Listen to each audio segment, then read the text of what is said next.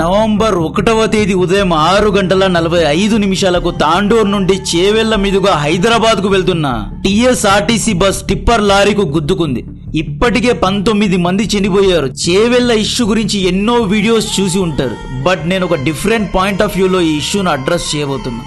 ఈ యాక్సిడెంట్ గురించి దేశ వ్యాప్తంగా ఉన్న ప్రజలు బాధపడ్డారు. స్టేట్ అండ్ నేషనల్ మీడియాలో న్యూస్ అనేది వైరల్ అయింది. అయితే ఈ యాక్సిడెంట్ అనేది చేవెళ్ల, మిర్జాగూడ, వికారాబాద్ లో ఉన్న ప్రజలకు ఆశ్చర్యాన్ని కలగజేయలేదు. ఎందుకు అంటే చేవెళ్ల టు హైదరాబాద్ రోడ్లో రోజుకు 6 యాక్సిడెంట్లు జరుగుతాయి అని ఈఎంఆర్ఐ అంటే 108 అంబులెన్స్ సంబంధించిన అధికారులు చెబుతున్నారు. ఈఎంఆర్ఐలో పనిచేసే డాక్టర్ రాజేంద్ర ప్రసాద్ గారు ఏమంటున్నారు అంటే రోజుకు 3 నుండి 4 యాక్సిడెంట్లు ఇక్కడ జరుగుతూ ఉంటాయి. This is not a new normal అంటున్నారు. 2018 నుండి 2024 మధ్య కాలంలో దాదాపు 300 మంది ఇక్కడ అఫీషియలీ చనిపోయి ఉంటారు. వేలకు పైగా ప్రజలకు యాక్సిడెంట్స్ జరిగాయి. అన్అఫీషియలీ చాలా మంది చనిపోయారు. చాలా వరకు యాక్సిడెంట్ రిపోర్ట్ కాలేదు. అంబులెన్స్ డ్రైవర్ అయితే రోజుకు 6 కేసెస్ ఈ రోడ్లో ఉంటాయి అంటున్నాడు. చేవెళ్ల నుండి హైదరాబాద్ యొక్క 100 కిలోమీటర్ల రోడ్ను డెవిల్స్ కారిడార్ అంటారు. చేవెళ్ల హైదరాబాద్ 4 లేన్ రోడ్ 2020లోనే అప్రూవ్ అయ్యింది. National highway authority of India పనులు కూడా మొదలుపెట్టింది. బట్ రోడ్డు పనిని అడ్డుకున్నారు. మిర్జాపూర్ చేవెళ్ల ప్రజలు దయచేసి ఈ రోడ్ను వైడన్ చేయండి అని వేడుకున్న 2020లో ఎన్జిటి రోడ్డు పనులను ఆపేసింది. ఇయర్ 2023లో సర్వే చేయాలి అని చెప్పి రోడ్డు పనులను ఆపేశారు. ఈ రోడ్డుకు అడ్డుగా ఉన్నది ఎవరు అంటే పర్యావరణాన్ని ప్రేమించే వాళ్ళు. Save banians of Chevella and nature lovers of Hyderabad ఈ 2 సంస్థలకు చెందిన వాళ్ళు 2019 నుండి చేవెళ్ల రోడ్ యొక్క వైండింగ్ పనులను ఆపేశారు. దీని గురించి నేషనల్ గ్రీన్ ట్రిబ్యునల్ కు ఎన్నో కంప్లైంట్స్ ఇచ్చారు. నేచర్ లవర్స్ రోడ్ వైడనింగ్ ను ఎందుకు అడ్డుకున్నారు? ప్రభుత్వ నాయకులు ఈ రోడ్ ను ఎందుకు నెగ్లెక్ట్ చేశారు? పర్యావరణమా, ప్రజల ప్రాణాల, ఈ రెండిటి మధ్యలోనే చేవెళ్ల బస్ ప్రమాదం జరిగింది. ఈ నేచర్ లవర్స్ ఎందుకు ప్రొటెస్ట్ చేశారు? ఈ పాయింట్ను గుర్తుపెట్టుకోండి, తర్వాత చెప్తా. బస్ ఎందుకు ఓవర్ క్రౌడెడ్ అయ్యింది? ఫ్రీ బస్ పథకాల వల్లే అభివృద్ధి అడుగున చేరిందా? బీఆర్ఎస్ లేదా కాంగ్రెస్ పార్టీ నాయకులు ఎందుకు ఎన్జిటిను బ్లేమ్ చేస్తున్నారు అనేది డీటెయిల్గా చెప్తా. నవంబర్ 1 ఉదయం టీఎస్ఆర్టీసీ బస్, ప్రభుత్వ బస్, దీని కెపాసిటీ 50 మంది. బస్సులో 71 మంది ఎక్కారు. ఓవర్ క్రౌడెడ్ బస్సులో ప్లేస్ లేక చాలా మంది నిలబడ్డారు. ఈ బస్ తాండూరు నుండి హైదరాబాద్ వెళ్తోంది. 6:45 బస్ మిర్జాగూడ ఇంటర్సెక్షన్ కు చేరుకుంది. ఆపోజిట్ డైరెక్షన్ లో 40 నుండి 50 టన్నుల అంటే 50,000 కేజీల కంకర్ రాళ్ల లోడున్న లారీ బస్సును గుద్దుకుంది. షార్ప్ టర్న్ దగ్గర గుద్దుకుంది. రోడ్ కర్వీగా ఉంది. రోడ్డు మొత్తంలో గుంతలున్నాయి. గుంతను తప్పించుకోవడానికి డ్రైవర్ టర్న్ ఇచ్చి బస్సును గుద్దాడు. ట్రక్ యొక్క ఫ్రంట్ మెటల్ బాడీ బస్సును క్రష్ చేసింది. అంటే ట్రక్ ఫ్రంట్ భాగం బస్ 2 ఆర్పార్ అయ్యాయి అన్నమాట. డ్రైవర్ వెనక 6 rows లో కూర్చున్న ప్రజలందరూ యాక్సిడెంట్ లో, ట్రోమాలో 50,000 కిలోల కంకర్రాళ్ళు తమ పైన పడడంతో స్పాట్లోనే చనిపోయారు. ఫ్రిక్షన్ వల్ల కూడా చాలా మంది చనిపోయారు. ఆడవారు, చిన్నపిల్లలు, 3 అక్క చెల్లెళ్ళు ఒకేసారి చనిపోయారు. ఒకే ఫ్యామిలీలో ఉన్న 3 అక్క చెల్లెళ్ళు చనిపోయారండి. మేబీ ఈ 3 హైదరాబాద్లో జాబ్స్ చేస్తూ ఉండవచ్చు, లేదా చదువుకోవడానికి వెళ్తూ ఉండవచ్చు. పర్యావరణాన్ని, అభివృద్ధిని అంటే ఎకాలజీను, ఇన్ఫ్రాస్ట్రక్చర్ను బ్యాలెన్స్ చేసి ఉంటే ఈ 3 అక్క చెల్లెళ్ళు బ్రతికేవారు. First point, bus over crowded అయింది. టీఎస్ఆర్టీసీ ఎక్స్ప్రెస్ డీలక్స్ బస్ యొక్క కెపాసిటీ 51 మంది. 71 మంది ఎక్కారు. కొంతమంది నెటిజన్స్ ఏమంటున్నారు అంటే ఫ్రీ బస్ స్కీమ్ వల్లే ఇది జరిగింది అంటున్నారు. ప్రభుత్వం ఫ్రీ బస్ స్కీమ్ తెచ్చింది. ఆడవారికి, సీనియర్ సిటిజన్స్కు, స్టూడెంట్స్కు బస్ అనేది ఫ్రీ. ఈ పథకం తర్వాత బస్ ఎక్కేవారి యొక్క సంఖ్య గణనీయంగా పెరిగింది. బట్ ప్రపోర్షనలీ అంటే నిష్పత్తిలో బస్సుల సంఖ్యను పెంచడం లేదు. దీనివల్ల బస్సెస్ అనేవి ఓవర్ క్రౌడెడ్ అవుతున్నాయి. బస్సు ఫ్రీనే కదరా అని చెప్పి హైదరాబాద్కు వచ్చి వెళ్లే వారి యొక్క సంఖ్య గణనీయంగా పెరిగిపోయింది. దీనివల్ల ఆపరేషనల్ కాస్ట్ పెరిగింది, మెయింటెనెన్స్ కాస్ట్ పెరిగింది, బస్ టికెట్ యొక్క ఆదాయం పడిపోయింది. తెలంగాణ ఇయర్లీ ఆదాయం 1,50,000 కోట్లు. ఇందులో 30,000 కోట్లు ఉచిత పథకాలకే వెళ్తున్నాయి. అడ్మినిస్ట్రేషన్ శాలరీస్ ఎక్సెట్రా అన్నీ తీసివేస్తే ప్రభుత్వం దగ్గర మిగిలేది కేవలం 20,000 కోట్లు మాత్రమే. 20,000 కోట్లతో తెలంగాణ మొత్తాన్ని డెవలప్ చేయడం చాలా కష్టం. అందుకే రోడ్ యొక్క డెవలప్మెంట్ గురించి కాంప్రమైజెస్ జరిగాయి. ఈ రోడ్ను ఎన్జిటి అడ్డుకున్న ఆల్టర్నేట్ రోడ్ యొక్క భూములను ప్రొక్యూర్ చేయడంలో కూడా ప్రభుత్వ లోపాలు కనిపిస్తున్నాయి. ఇన్ఫ్యాక్ట్ ఒకానొక సందర్భంలో రేవంత్ రెడ్డి గారు కూడా ఉచిత పథకాల కోసమే ఎక్కువ డబ్బులు ఖర్చు అవుతున్నాయి, డెవలప్మెంట్ కోసం అంతగా మా దగ్గర డబ్బులు లేవని చెప్పేశారు. ఒకవేళ బస్సులో 50 మంది ఉండి ఉంటే ఇంతమంది చనిపోయి ఉండేవారు కాదు. ఎందుకంటే కంకర్ రాళ్ళు బస్ పైన పడినప్పుడు ఎవాక్యువేషన్ చేయడానికి లేదు. ఎందుకంటే బస్సు మొత్తంలో ప్రజలు నిలబడ్డారు, కారిడార్ దగ్గర కూడా ప్రజలు ఉన్నారు కాబట్టి ఎవరు కిందకు దిగలేరు. సో ఎక్కడున్నవారు అక్కడికే ఇరుక్కున్నారు అనమాట.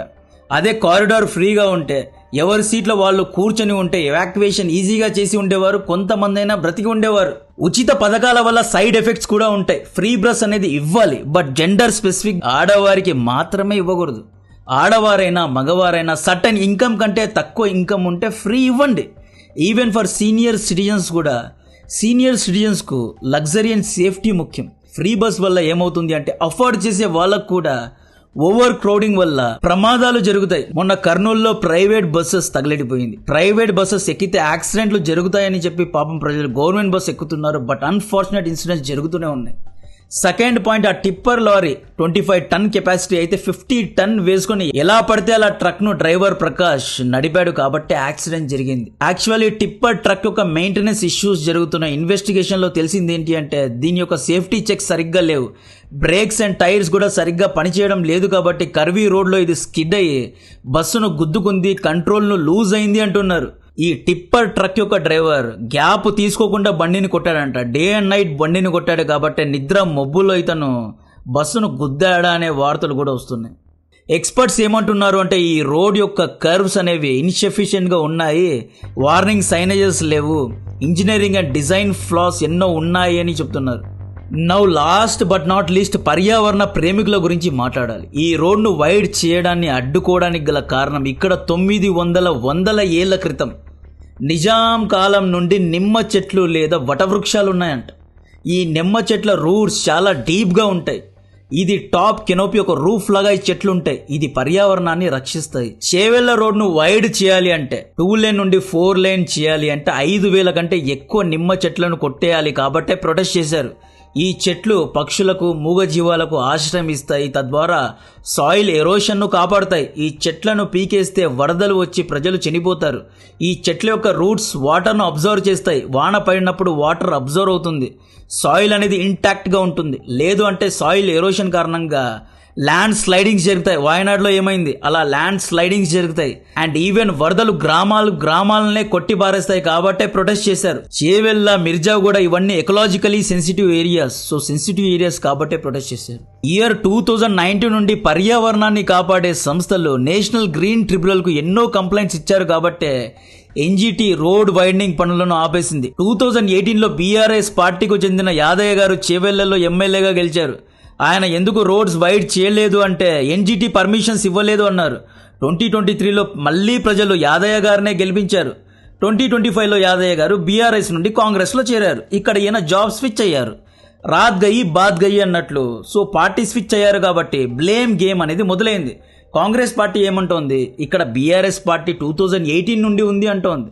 బీఆర్ఎస్ పార్టీ ఏమంటోంది, మీరు 2023 నుండి ప్రభుత్వాన్ని స్థాపించారు, నడుపుతున్నారు, మీ ఉచిత పథకాల కారణంగానే డెవలప్మెంట్ అనేది అడుగున పడింది అన్నట్లు బ్లేమ్ గేమ్ అనేది జరుగుతోంది. బీఆర్ఎస్ కాంగ్రెస్ పార్టీ వీళ్ళిద్దరూ ఏం చేశారు, ఎన్జిటి పైన బ్లేమ్ వేశారు. పర్యావరణ ప్రేమికులు ఎన్జిటి ఈ ప్రాజెక్ట్ను స్టాప్ చేసింది, దీనివల్లే యాక్సిడెంట్ జరిగింది అన్నట్టు బ్లేమ్ గేమ్ అనేది మొదలైంది. సో ఎక్కడో ఎకాలజీ అండ్ ఇన్ఫ్రాస్ట్రక్చర్ ఇద్దరి మధ్య బ్యాలెన్స్ అనేది లేదు. యాక్చువల్లీ ప్రభుత్వ నాయకులు ఎన్జిటి ఈ రోడ్ను స్టాప్ చేసింది అని చెప్పి వేరే చోట్ల ల్యాండ్ అనేది ప్రొక్యూర్ చేసి ఉండాలి, ఆల్టర్నేట్ రూట్ గురించి ఆలోచించి ఉండాలి. అంతేగాని ప్రజల యొక్క సేఫ్టీని కాంప్రమైజ్ చేసి ఉండకూడదు. ఈవెన్ రేవంత్ రెడ్డి గారు కూడా రంగంలో దిగి ఇదే మాట అన్నారు, మనం గ్రీన్ ఎకాలజీను బ్యాలెన్స్ చేసుకుంటూ డెవలప్మెంట్ చేయాలి, ఎక్కడా కాంప్రమైజ్ చేయకూడదు అన్నట్లు ఈయన మాట్లాడారు. రేవంత్ రెడ్డి గారి టీం నేషనల్ గ్రీన్ ట్రిబ్యునల్ను లేదా పర్యావరణ ప్రేమికులను ఏమీ అనడానికి లేదు. బికాజ్ ఈ ఎన్జిటి రూల్స్ ప్రకారమే నాగార్జున గారి ఎన్ కన్వెన్షన్ హాల్ను లేపేశారు. హైడ్రా అని చెప్పి ఎన్జిటి పరిధిలో ఉన్న బిల్డింగ్స్ను జేసీబీలతో కొట్టేశారు. ఓవైసీ ఉమెన్ కాలేజ్కు మాత్రమే ఎన్జిటి మినహాయింపు ఇచ్చింది. బికాజ్ ఈ కాలేజ్ లేక్ మధ్యలో కట్టినా it won't effect the environment అనమాట. అంటే వరదలు వచ్చినా ఓవైసీ కాలేజ్ ఉంది అని చెప్పి పక్కకు తప్పుకొని వెళ్ళిపోతాయన్నమాట. సో ఈ విధంగా 2023లో ఎన్జిటి సర్వే చేసి ఈ రోడ్ వైడనింగ్ ప్రాజెక్ట్ను డిలే చేసింది. ఇక సర్వే అంటే తెలుసు కదా, సర్వే అంటే ఎంతో టైం పడుతుంది కాబట్టి ప్రాజెక్ట్ అనేది అడుగున పడింది. ఫైనలీ కొద్ది రోజుల ముందు ఎన్జిటి ఈ ప్రాజెక్ట్కు ఓకే చెప్పిందంట. They can widen the road అని చెప్పిందంట. అయితే ఈ మధ్యలోనే అన్ఫార్చునేట్గా ఈ ఇన్సిడెంట్ జరిగింది, యాక్సిడెంట్ జరిగింది. హెచ్సియు ల్యాండ్ ఇష్యూలో మనమందరం ఏమన్నాం, 400 ఎకరాల ఫారెస్ట్ను గ్రాబ్ చేసి ఇలా డెవలప్మెంట్ చేయడం తప్పు అన్నాం. హెచ్సియు విషయంలో లా అండ్ ఆర్డర్ ఇష్యూస్ ఉన్నాయి. టోటల్ 400 ఎకరాల ల్యాండ్ గ్రాబింగ్ అనే సమస్య ఇక్కడ ఉంది.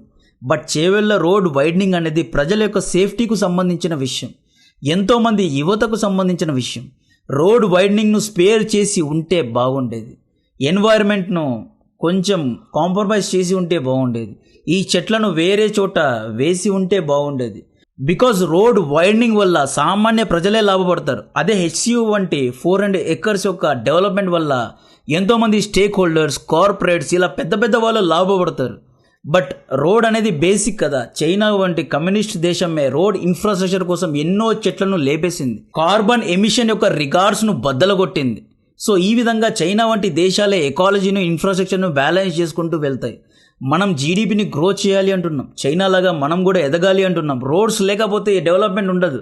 ఈ యాక్సిడెంట్ వెనక ఉన్న కారణాలు ఏంటి అనేది కమెంట్ చేయండి. నా కంటెంట్ నచ్చితే వీడియోను లైక్ చేయండి, ఛానల్ను సబ్స్క్రైబ్ చేసి అందరికీ షేర్ చేయండి. జై హింద్.